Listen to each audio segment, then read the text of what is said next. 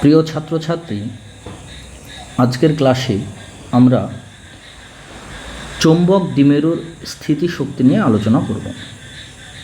এবার বিষয় হচ্ছে যে চৌম্বক দ্বিমেরু জিনিসটা কি। তো মনে করো যে যদি আমি একটা দণ্ডচুম্বক নিই, তাহলে আমরা জানি দণ্ডচুম্বকের একটা উত্তর মেরু থাকে, একটা দক্ষিণ মেরু থাকে। তাহলে এটাকে আমরা একটা চৌম্বক দ্বিমেরু হিসেবে কল্পনা করতে পারি। অর্থাৎ সোজা কথায়, যদি কোনো চৌম্বকের একটি উত্তর এবং একটি দক্ষিণ মেরু থাকে, তাহলে তাকেই আমরা চৌম্বক দ্বিমেরু হিসেবে কল্পনা করতে পারি। এবার দেখো, এই চৌম্বক দ্বিমেরুর স্থিতিশক্তি বিষয়টাকে যদি আমাদের ভালোভাবে বুঝতে হয়, তাহলে আমাদের প্রথমত তড়িৎ দ্বিমেরুর যে তড়িৎ স্থিতিশক্তি কত হয় সে বিষয়টা আমাদের জানা প্রয়োজন।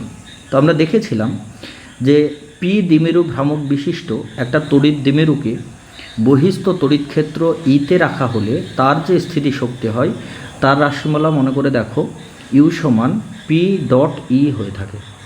আর পি ডট ই মানে কি? পি ডট ই মানে হচ্ছে পিই কস থিটা। ঠিক আছে, এটা আমরা প্রত্যেকেই জানি।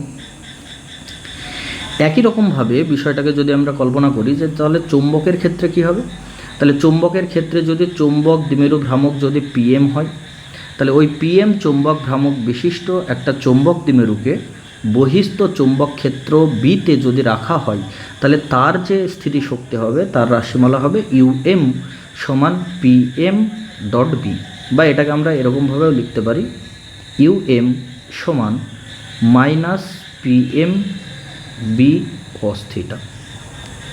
ঠিক আছে, তার মানে তড়িৎ ক্ষেত্রে একটা তড়িৎ দ্বিমেরু রাখলে তার যা স্থিতিশক্তি হয়, একই রকমভাবে চৌম্বক ক্ষেত্রে চৌম্বক দ্বিমেরুর যে স্থিতিশক্তি সেটা একদমই সেম হয়। সেক্ষেত্রে হয় পিই কস থিটা, আর এক্ষেত্রে কী হবে পিএম বি কস থিটা। ঠিক আছে, এইটুকু হচ্ছে বেসিক বিষয়। এবার তাহলে এখান থেকে আমরা চাইলে এই যে চৌম্বক দ্বিমেরু ভ্রামক যেটা পিএম আছে তার ব্যাপারে একটু ধারণা নিতে পারি। কীরকম? তো দেখো, চৌম্বক দ্বিমেরু ভ্রামক পিএম সমান আমরা কি বলতে পারি? পিএম সমান এখান থেকে আমরা বলতে পারি, পিএম সমান কি বলতে পারি না, ইউএম ডিভাইডেড বাই বি। তাহলে এর যে ইউনিট হবে সেটা কি? পোটেনশিয়াল এনার্জির ইউনিট ডিভাইডেড বাই চৌম্বক ক্ষেত্র বা ম্যাগনেটিক ফিল্ড। ম্যাগনেটিক ফিল্ডের একক। এবার কথা হচ্ছে যে পোটেনশিয়াল এনার্জি তার একক কী হয়? পোটেনশিয়াল এনার্জির একক আমরা সবাই জানি যে জুল হয়। তাহলে জুল ডিভাইডেড বাই ম্যাগনেটিক ফিল্ডের একক কী হয়? ম্যাগনেটিক ফিল্ডের একক হয় টেসলা। তাহলে এটাকে আমরা বলতে পারি জুল পার টেসলা। কথা ক্লিয়ার? তাহলে আমরা চৌম্বক দ্বিমেরু ভ্রামক সম্পর্কে একটা বেসিক আইডিয়া পেয়ে গেলাম।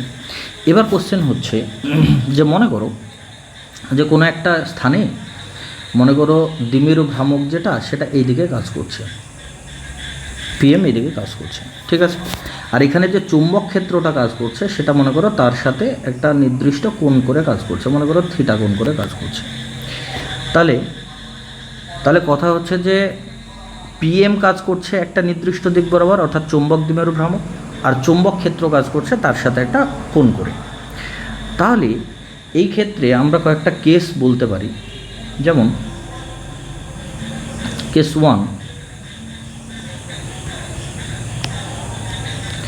ওয়ান চিন্তা করে দেখো যে হতে পারে যে এই পিএম এবং বি তার মধ্যে যে অ্যাঙ্গেল আছে সেটা থিটা সমান হতে পারে 0 ডিগ্রি। তাহলে তুমি চিন্তা করো যে থিটার মান যদি 0 ডিগ্রি হয়, থিটার মান যদি 0 ডিগ্রি হয়, তাহলে সেক্ষেত্রে আমরা কি লিখতে পারি না, থিটার মান যখন 0 ডিগ্রি হবে তখন কস থিটা সমান কত? কস 0 ডিগ্রি। তাহলে কস 0 ডিগ্রির মান 1। তাহলে কস 0 ডিগ্রির মান যদি 1 হয়, তাহলে সেক্ষেত্রে যে চৌম্বক স্থিতিশক্তি তার রাশিমালা কী হবে? চৌম্বক স্থিতির রাশিমালা হবে মাইনাস পিএম বি ইন্টু 1। তার মানে আলটিমেটলি হবে এটা মাইনাস পিএম ইন্টু বি। হলো। এবার দ্বিতীয় ক্ষেত্রে মনে করো সিচুয়েশান যদি এইরকম হয় যে থিটার মান মনে করো 90 ডিগ্রি যদি হয়। এই থিটার মান 90 ডিগ্রি মানে কি? থিটার মান 90 ডিগ্রির অর্থ হলো যে চৌম্বক দ্বিমেরু ভ্রামক পিএম যেদিকে কাজ করছে তার সাথে চৌম্বক ক্ষেত্রের মধ্যে যে অ্যাঙ্গেল সেটা যদি 90 ডিগ্রি হয়, তাহলে 90 ডিগ্রি হলে আমরা cos 90 সমান কি লিখতে পারি? cos 90 সমান কত? 0। cos 90 সমান যদি 0 হয় তাহলে সেক্ষেত্রে um সমান কত হবে?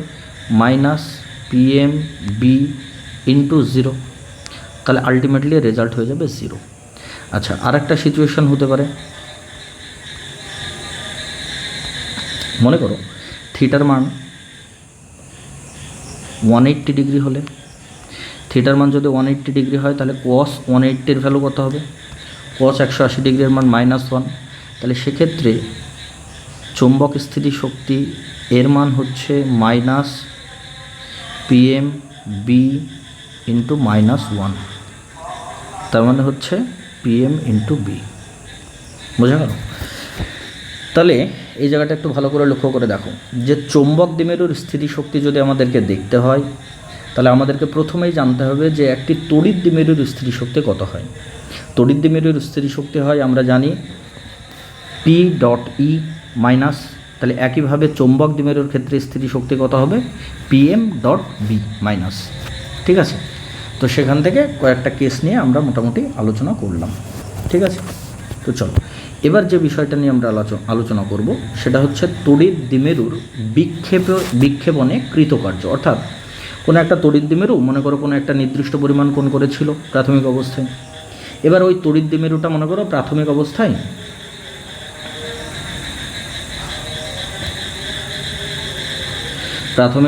মনে করো যে কোণ করেছিল তার মান ছিল θ1, এবং অন্তিম অবস্থায়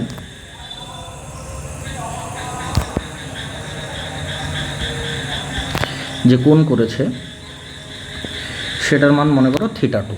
তার মানে চিন্তা করো যে একটা তড়িৎ দ্বিমেরু চৌম্বক ক্ষেত্রের সাথে প্রাথমিক অবস্থায় θ1 কোণ করেছিল, কিছুক্ষণ পরে সে কোণটা পরিবর্তিত হয়ে θ2 হলো। তাহলে এই θ1 থেকে θ2 কোণে নিয়ে যাওয়ার জন্য কি পরিমাণ কৃতকার্য করতে হয়েছে? তাহলে আমরা জানি ওয়ার্ক ডান আমরা সাধারণত W দ্বারা প্রকাশ করি। তাহলে W সমান কী হবে? Change in potential energy. তার মানে বেসিক্যালি প্রাথমিক অবস্থায় যে স্থিতিশক্তি ছিল সেখান থেকে পরিবর্তিত হয়ে যখন দ্বিতীয় অবস্থা পেল সেখানে স্থিতিশক্তি কত, এর যে পরিবর্তন সেটাই আসলে দ্বিমেরুটার বিক্ষেপণে কৃতকার্যের সাথে সমান হবে। তাহলে সেটা হবে কি? সেটা হবে অন্তিম অবস্থায় স্থিতিশক্তি যেটা সেটা কত? পিএম বি cos θ2 মাইনাস প্রাথমিক অবস্থায় স্থিতিশক্তি কত?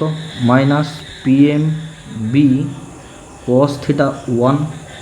তাহলে দেখো মাইনাসে মাইনাসে এটা প্লাস হয়ে গেলে আমরা এটাকে এইভাবে লিখতে পারি PM B cos θ1 minus PM B cos θ2। তাহলে এখান থেকে যদি আমি পিএম বি কমন নিয়ে নিই তাহলে কি লিখতে পারবো? cos θ1 minus cos θ2। এটাই হচ্ছে আমাদের ওয়ার্ক ডান বা কৃতকার্যের রাশিমালা। কথা ক্লিয়ার? এখানে আমি একটা স্পেশাল কেস হিসাবে একটা বিষয় বলতে পারি। নোট, মনে করো দ্বিমেরুটি প্রাথমিক অবস্থায় 0 ডিগ্রি কোণ করেছিল, সেখান থেকে দেখা গেল একদম অন্তিম অবস্থায় তার যে কোণ সেটার মান 180 ডিগ্রি হলো। অর্থাৎ কোনো একটা তড়িৎ দ্বিমেরু মনে করো চৌম্বক ক্ষেত্র যেদিকে, মনে করো এই দিকেই চৌম্বক ক্ষেত্র ছিল আর তড়িৎ দ্বিমেরুটাও এই দিকেই ছিল, তার মানে পিএমটাও মনে করো একই দিকে কাজ করছিল। পরে দেখা গেল যে চৌম্বক ক্ষেত্র যেদিকে থাকলো তড়িৎ দ্বিমেরুটাকে ঠিক উল্টো দিকে যদি আমি নিয়ে যেতে পারি, মানে 0 ডিগ্রি কোণ থেকে আমি 180 ডিগ্রি কোণে যদি নিয়ে যাই, তাহলে কি হচ্ছে? তাহলে সেক্ষেত্রে যে আমাকে ওয়ার্ক ডান করতে হবে সেই ওয়ার্ক ডানের রাশিমালাটা কী হবে? তাহলে সেক্ষেত্রে ওয়ার্ক ডান W সমান হবে পিএম বি cos θ1, θ1 এর মান কত? 0 ডিগ্রি, তাহলে cos 0 মাইনাস cos 180। এবার পিএম বি cos 0 মান কত? 1। আচ্ছা, cos 180 মান -1, তাহলে -1 হচ্ছে +1। তাহলে আলটিমেটলি কী পেলাম? 2 PM ইন্টু বি পেলাম। তাহলে এক্ষেত্রে যে ওয়ার্ক ডানটা করতে হবে সেটা হবে 2pm ইন্টু বি হবে। ঠিক আছে, আশা করছি বুঝে গেছো, কোনো সমস্যা নেই। চলো নেক্সট আমরা যে বিষয়টা নিয়ে আলোচনা করব সেটা হচ্ছে একটি সুষম চৌম্বক ক্ষেত্রে দণ্ড চুম্বকের ওপর ক্রিয়াশীল টর্ক। মানে কি? মানে একটা মনে করো তোমার কাছে একটা দণ্ড চুম্বক দেওয়া আছে, যেমন দেখো ছবিটার দিকে একটু যদি ভালো করে লক্ষ্য করো তাহলে তোমরা দেখতে পাবে যে ছবিতে একটা দণ্ড চুম্বক দেওয়া আছে। আমি একটু দণ্ড চুম্বকটাকে আঁকানোর চেষ্টা করছি।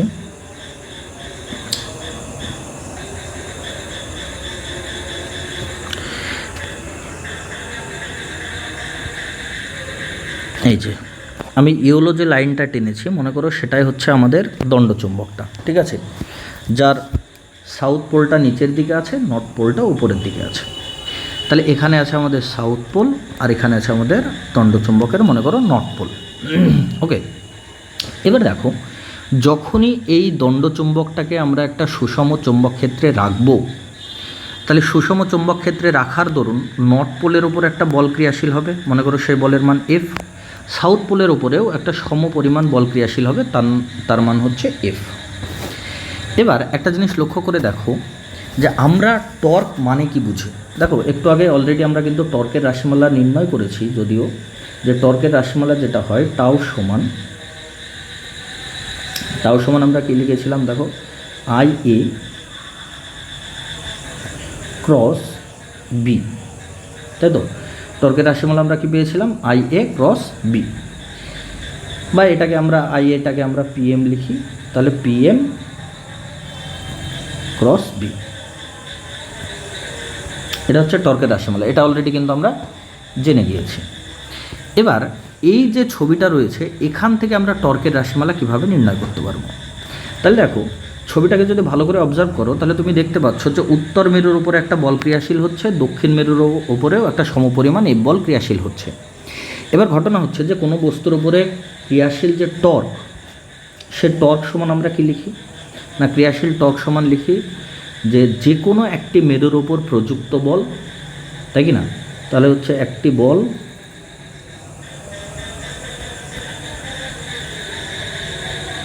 ইন্টু বল দুটির মধ্যে লম্ব দূরত্ব।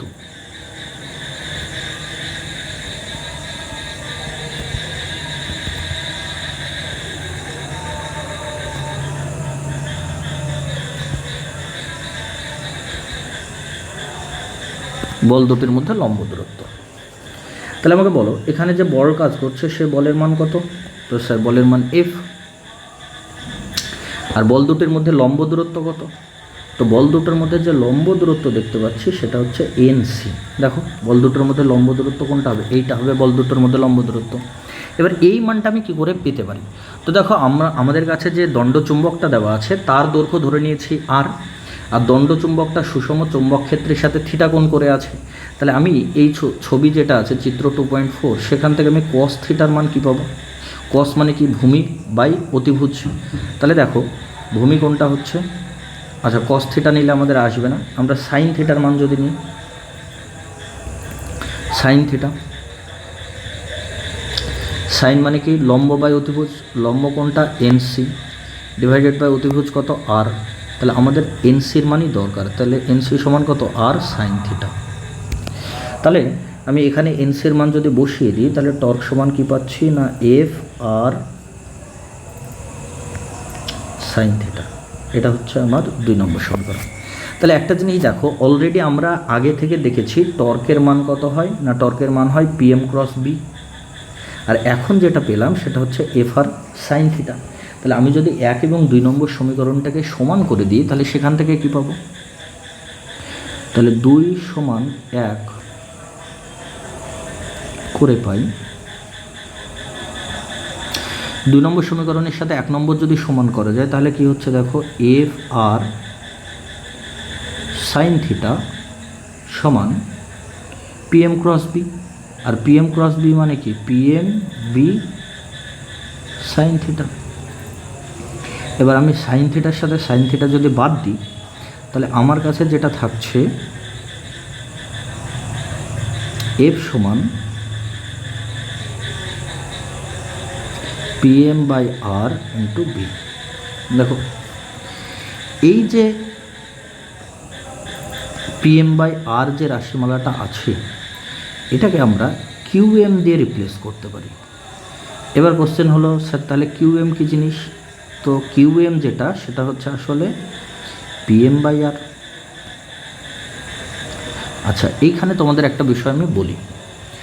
বিষয়টা হচ্ছে এইরকম যে দেখো, তোমরা যখন সুষম একটা তড়িৎ ক্ষেত্রে, ভালো করে বোঝো, সুষম একটা তড়িৎ ক্ষেত্রে যখন একটি আধান রাখো তাহলে সেই আধানের উপরে ক্রিয়াশীল বল কত হয়? এফ সমান কিউ ইন্টু ই হয়, হ্যাঁ কি না?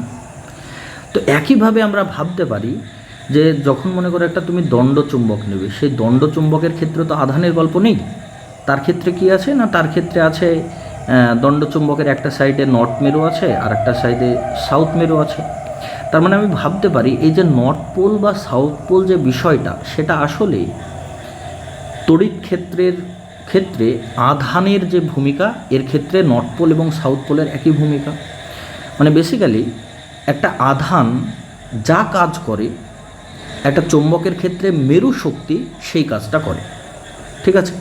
তাহলে মনে করো একটা আধানের উপরে ক্রিয়াশীল বল যেমন কিউই হচ্ছে, তো সেই রকমভাবে একটা চুম্বকের ক্ষেত্রে যেটা মেরু শক্তি, তার ক্ষেত্রে প্রযুক্ত যে বল হচ্ছে সেই বলের মান হচ্ছে এফ সমান কিউএম ইন্টু বি, যেখানে কিউএম যে রাশিটা আছে সেটা হচ্ছে চুম্বকের মেরু শক্তি। এটাকে কি বলা হবে?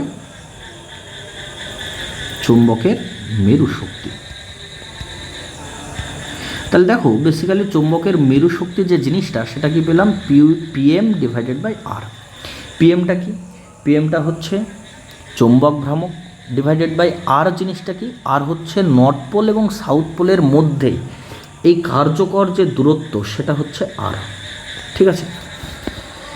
তাহলে এই ব্যাপারে এর সংজ্ঞাটাকে যদি আমরা দেখতে চাই তাহলে দেখো চৌম্বকের মেরু শক্তি কি বলা হচ্ছে না, চৌম্বকের মেরু শক্তি বলছে কোনো চৌম্বকের চৌম্বক ভ্রামক। আচ্ছা, চৌম্বক ভ্রামক কি বললাম?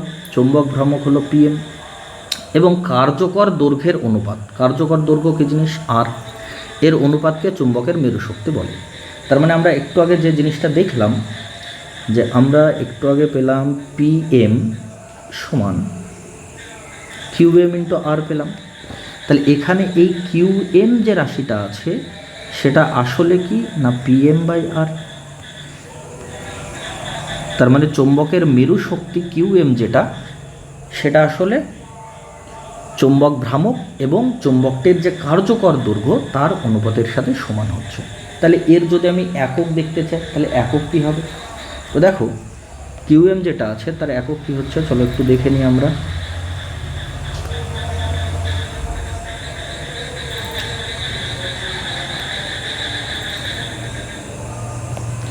কিউএম সমান পিএম এর একক ডিভাইডেড বাই আর এর একক। এবার পিএম এর একক কি? পিএম এর একক আমরা সবাই জানি ampere into metre square divided by R মানে দূরত্ব, দূরত্বের একক মিটার। তাহলে মিটার মিটার কাটা গেলে আসছে অ্যাম্পিয়ার ইন্টু মিটার। তাহলে এটা হচ্ছে এর একক। কথা ক্লিয়ার? কোনো সমস্যা আছে? আশা করি সমস্যা নেই। চলো নেক্সট যে বিষয়টা নিয়ে আলোচনা করব সেটা হচ্ছে চুম্বকের চৌম্বক ভ্রামক। খুব ভালো করে শুনবে। চুম্বকের চৌম্বক ভ্রামক যেটা, সেটা হচ্ছে তড়িৎ ক্ষেত্রে যে তড়িৎ দ্বিমেরু ভ্রামক যে বিষয়টা পড়েছিলে এক্স্যাক্টলি সেটা। তার মানে কি বলছে ডেফিনেশনটা দেখো, বলছে কোনো চুম্বকের যে কোনো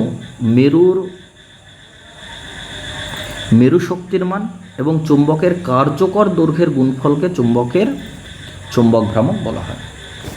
তার মানে বেসিক্যালি চুম্বক ভ্রামক পিএম যেটা, সেটা আসলে কি না, দেখো মনে করো এখানে একটা দণ্ডচুম্বক নিলাম। তাহলে দণ্ডচুম্বকের এই যে উত্তর মেরু বা দক্ষিণ মেরু যাই বলি না কেন, তার তো একটা মেরু শক্তি আছে। তো মনে করো এর মেরু শক্তি কিউএম, এর মেরু শক্তি কিউএম, সমপরিমাণ হবে। তাহলে এবং তাদের মধ্যে যে দূরত্ব সেটা ধরে নিচ্ছে মনে করো 12। তাদের মধ্যে দূরত্ব কত ধরে নিলাম? 12। তাহলে চুম্বক ভ্রামক যেটা, সেটা কি না যে কোনো একটা মেরু শক্তি অর্থাৎ কিউএম এবং তাদের মধ্যবর্তী যে দূরত্ব তার গুণফল। তার মানে পিএম সমান কি? QM into 12। বা এটাকে আমরা এইভাবেও লিখতে পারি 2qm ইন্টু এল, এভাবেও লেখা যেতে পারে, অসুবিধার কিছু নেই। বোঝা গেল বিষয়টা? চলো নেক্সট যে বিষয়টা আলোচনা করব সেটা হচ্ছে দুটি চুম্বক মেরুর মধ্যে পারস্পরিক বল। আচ্ছা চিন্তা করে দেখো, তড়িৎ ক্ষেত্র যখন পড়েছো, তড়িৎ ক্ষেত্রে তোমরা কি দেখেছো? আমি তড়িৎ ক্ষেত্রের বিষয়টা একটু উল্লেখ করি।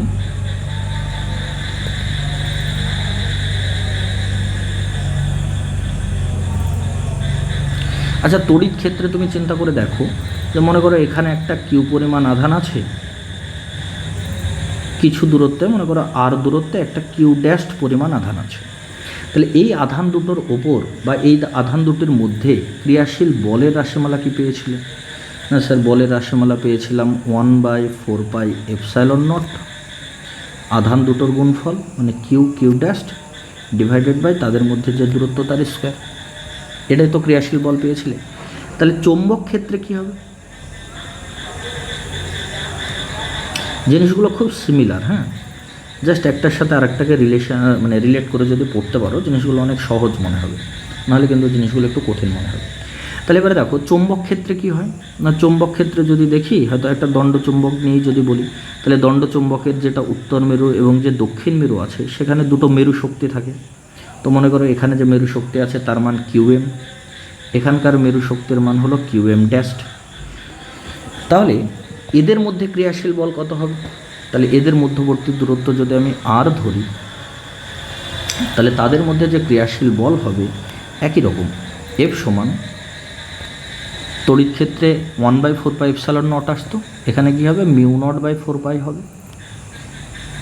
মেরু শক্তি দুটো কত, একটা কিউএম আর একটা কিউএম ড্যাশড, তাদের মধ্যে দূরত্ব কত আর, তাহলে আর এর স্কোয়ার। তাহলে হচ্ছে প্রযুক্ত বলের রাশিমালা হচ্ছে μ0/4π q m dashed by r square. খুব সিম্পল জিনিস।